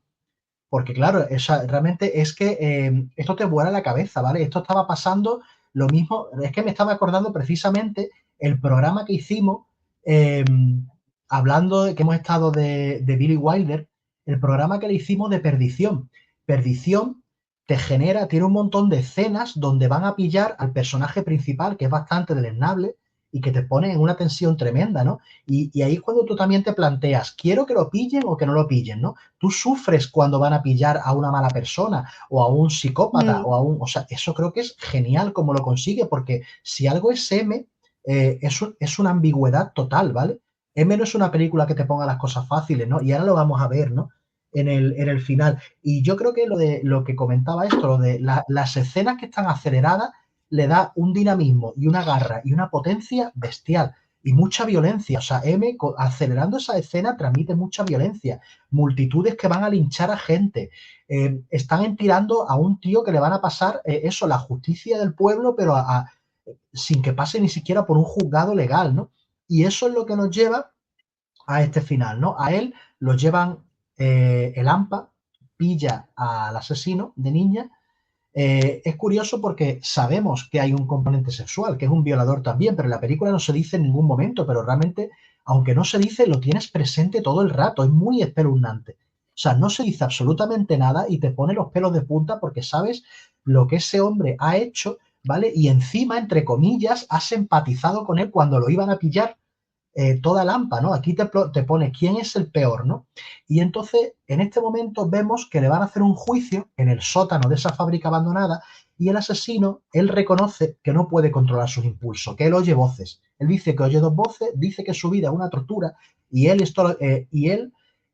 esto lo habíamos comentado también al principio del programa, él a toda Lampa que lo va a juzgar les echa en cara que ellos sí eligen ser criminales. O sea, le dice que son unos vagos y que son unos ladrones porque prefieren robar a dedicarse a algo más honrado. Eh, entonces, claro, es como de él les echa en cara de quiénes sois vosotros para juzgarme, ¿no? Y esto viene además, es una cosa súper curiosa porque de repente también el abogado este improvisado que le han puesto para que le juzgue a él, el abogado al final se acaba poniendo su parte porque ve que es un enfermo y dice que los enfermos tienen que ser entregados al Estado para que sean tratados, ¿no? Claro, esto tiene una respuesta. La gente empieza a decir que sí, que sí lo van a llevar a un manicomio, pero que después le van a dar el alta para que vuelva a hacer las cosas, ¿no? Las mismas cosas que ha hecho, que quién piensa en las niñas y en los padres y en la madre de las niñas que están muertas. Pero claro, aquí realmente, eh, y esto está de plena actualidad, aquí realmente el AMPA, eso es lo que comentaba, se ha puesto la toga moral, ¿vale? Y aquí vemos algo que que por eso decía yo al principio del programa, que M es tan actual. Esto lo estamos viendo, además, hoy en día en las redes sociales. Se está juzgando a gente en redes sociales sin que haya habido un juicio. Que la gente se cree que Twitter o que Blue Sky son el Palacio de Justicia, ¿vale? Y eso es lo que M reivindica. Al final llega la policía, ha dado un chivatazo el ladrón que habían pillado porque lo han amenazado, y llega la policía y la justicia lo reclama para sí, ¿no? O sea, porque no podemos volver a la Edad Media, ¿no? Y a los grandes linchamientos. Y fijaos, la película está muy cerca de cumplir un siglo, pero sigue de plena actualidad. O sea, tiene que haber una garantía jurídica, ¿vale? De todo. Y el AMPA no puede juzgar a una persona. ¿Qué pasa? Que ahora llega también ese final que Javi quería comentar la frase que dice al final, lo decía, ¿no? Bueno, lo había comentado, ¿no? Esto que dice que ningún veredicto nos devolverá a nuestras hijas, ¿no? Que aparecen las madres. Claro, la película encima Freeland te pone, por una parte, o sea, la película es que no es nada fácil. O sea, te vuela la cabeza porque por una parte te pone eso. La justicia no te la puedes tomar por tu mano, pero por otra parte te pone que verdaderamente este tío se ha cargado y ha violado a 3 niñas. Entonces, aquí ya, y de repente ya nos suelta la película, se acaba la sesión. Y tenemos un lío, una empanada moral en la cabeza, pero que eso es lo que nos trae el buen cine. O sea, eso y las buenas historias, ¿no? Y a mí me parece, por eso me parece tan de actualidad. E insisto, cosas como lo que pasa en M ocurre hoy en día por redes sociales. O sea, lo pienso de verdad.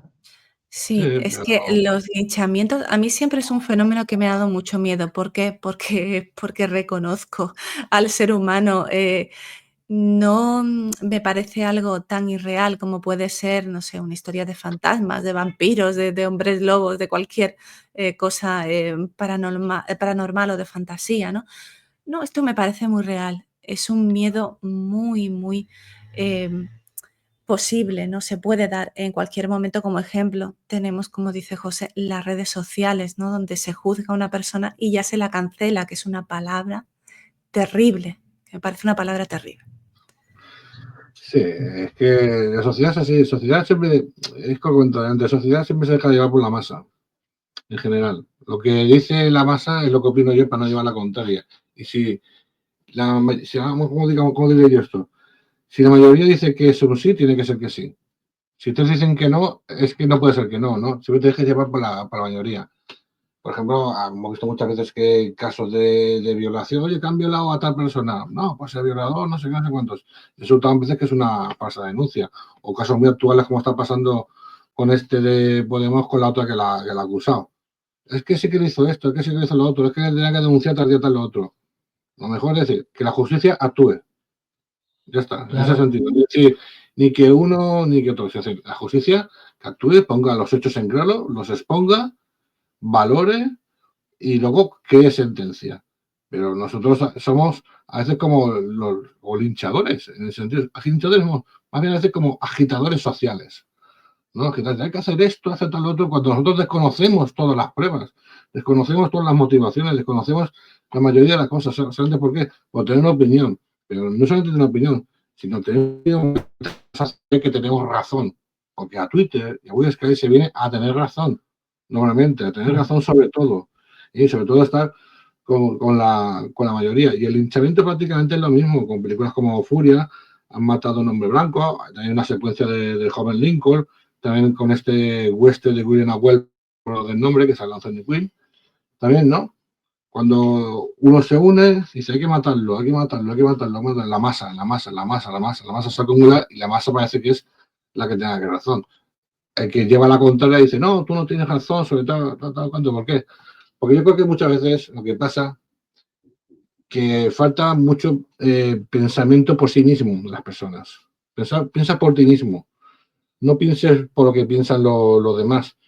Tú ves lo que ha pasado, lo valoras, lo observas y a lo mejor puedes tener una opinión de lo que está pasando, pero no juzgar lo que está pasando.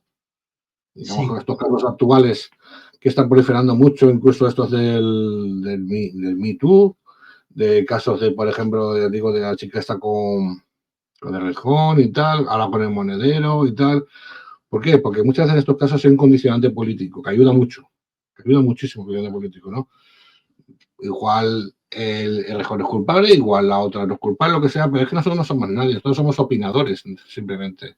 No podemos claro. juzgar en ese sentido ante las pruebas y tal. Pero el linchamiento es algo muy curioso del ser humano, ¿no? Es una vehemencia que tiene que ser ejecutoria y enseguida, ¿no? Y muchas veces cuando se hacen los propios linchamientos, no vemos también los propios pecados que nosotros hemos cometido, porque lo que habéis comentado, el AMPA está linchando a un asesino, o con la película que has comentado antes, La Noche de los Generales, ¿estáis buscando a un general nazi asesino dentro de la Segunda Guerra Mundial? Sí, Es pura hipocresía todo eso. sí, y Sí, el pero quedar, sí, sí, dale, José. y el quedar bien por quedar bien. Hay otra película maravillosa que la tenemos que traer en algún momento. Me he recordado ahora de La Jauría Humana, Es que de lo iba a Alfred Penn. comentar, que es muy Esa, la pues jauría avanti. humana. No, iba a Joder, decir porque los linchamientos tienen esta yo creo que es que nos gusta la sensación de tener una antorcha en la mano, porque nos da poder. Y además, Sí, rápidamente nos fundimos con la masa, la indignación. Eso es algo que dice Juan Soto Ibars. Estoy ahora leyéndome su libro, Arden las redes. Es contagiosa. La indignación es muy contagiosa y nos gusta. Nos gusta esa sensación de tener el poder y una antorcha en la mano. Sí, iba a hablar de La jauría humana, que me parece una película que lo refleja muy bien todo esto. sí. Y que esto en la sociedad hoy en día nos cuesta entenderlo todavía, nos cuesta entenderlo. Yo creo que se acabará entendiendo, pero llevamos ya suficientemente tiempo de redes sociales para asumir ya de una vez que las redes sociales no son el Palacio de Justicia. O sea, que las redes sociales son una ampliación de la barra del bar, donde escribes algo, tu queja de la barra del bar, ¿vale? Con los colegas bebiendo cerveza en la barra del bar, lo que pasa es que ahora la comenta y te lee alguien de Buenos Aires y alguien de Gijón y alguien de Gran Canaria, ¿vale? Pero eso no es el Palacio de Justicia. Y películas como esta, con toda la ambigüedad y con todo lo difícil que nos lo pone, porque insisto, en esta película sabemos que el asesino ha violado y matado a una niña. Aquí lo sabemos, aquí no es como con un desconocido de un partido político que todavía no lo sabemos porque ni siquiera ha habido juicio, no, aquí lo sabemos porque somos el espectador que lo está viendo. Y aún así también sabemos que el AMPA es el AMPA y que la policía es violenta y es corrupta. Entonces, aquí reivindico también el poder del arte para ponernos un poquito, para bajarnos un poquito de las nubes a todo el mundo y para que reivindiquemos que las cosas hay que hacerlas por lo legal. Porque es que si no volvemos a la Edad Media. Porque esto es Edad Media con antorcha, pero con redes sociales. Y esto no lleva a ninguna parte, pienso. No lleva a nada bueno. Por eso pienso que hay que ver películas como M y revisitarlas y discutirlas y pensar sobre todo lo que nos habla. Y además que es que está hecha por una persona, que se tuvo que largar de su país porque llegó al poder alguien como Hitler. O sea, nadie más como alguien así para contarnos esto, pienso. Chicos, pues ya creo que estamos terminando, ¿no? M, el vampiro de Düsseldorf. A mí me ha encantado esta última vez que la he vuelto a ver. Me ha gustado muchísimo. He disfrutado con casi todas las escenas, incluso con la de la persecución, que ya digo que está magníficamente bien rodada y que, bueno, te choca en un principio y piensas, ¿cómo me está gustando tanto si estoy acostumbrada a que este tipo de escenas tengan música, ¿no? Y es que tiene tanta fuerza visual M, que es maravillosa, ¿no? Pues nada, la recomendamos mucho, ¿verdad? Sí, aparte, habéis hablado antes de remake, el remake yo lo he visto, el año 51, Sí. el argentino no, el año 51, eso yo sé, esa es prácticamente igual, pero sí que se enfoca más en el perfil psicológico del asesino. Se enfoca un poquito más que lo que es la persecución, el ambiente social, sí que se enfoca más en el perfil psicológico de cómo puede originarse él, todo eso. Tengo un poco la mente olvidada, pero me acuerdo que se enfocaba más en ese perfil. Evidentemente es más floja que la de Fritz Lang.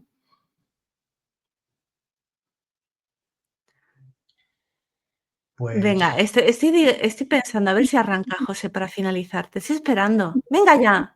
Estaba pensando, no, que eso, yo creo que ya he dado todo el speech mío de la barra del bar, ya lo he dado todo, solo nada más que decir que vean esta película y que tenemos que traer cosas como la jauría humana, también. Sí, hay que traerlas también. Traemos, yo siempre lo digo, traemos cine clásico esta temporada, pero hay que traer más cine clásico. Sí, Siempre lo digo, cada vez que hago una, digo, ay, es que hay que traer más. Si es cine clásico, me llamáis a mí, lo sabéis.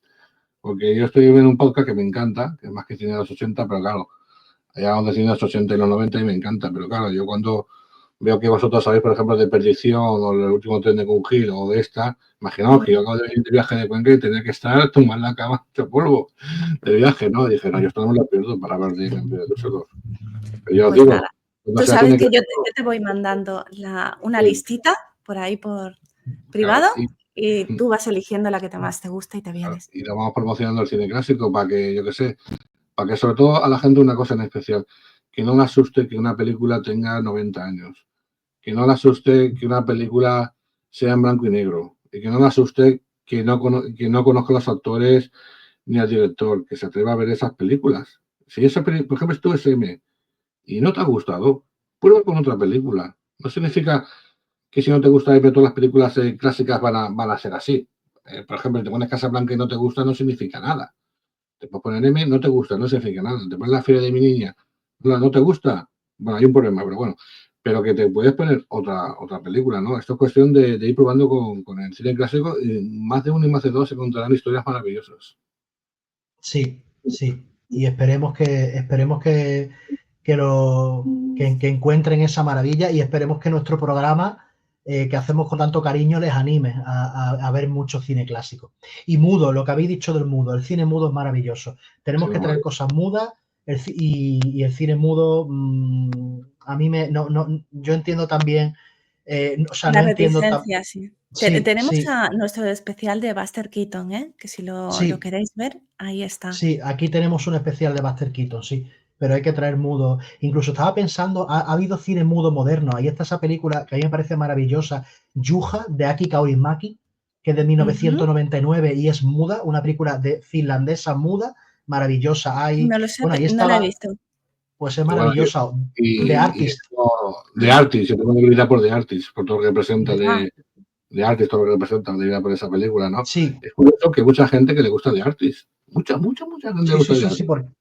Bueno, sí, pues ponte una película muda, ¿no? Ponte una película muda y verás que el cine mudo es una maravilla. Prueben a ver. Sí, totalmente. Sí, bueno, es una simplificación, como yo qué sé, si me dicen, no, es que no me gusta el cine de los 80 porque he visto Cazafantasmas. Oh, hijo mío, es que no es todo el cine de los 80. Así que bueno, pues nada, un abrazo enorme. Gracias por estar conmigo analizando M, el vampiro de Düsseldorf. Y Gracias nada, a ti. os enviamos a ti, Javi, a ti, José, y os enviamos un beso. Buah. Muchas gracias y ved mucho cine. Adiós. Bueno, muchas gracias. Chao. Adiós.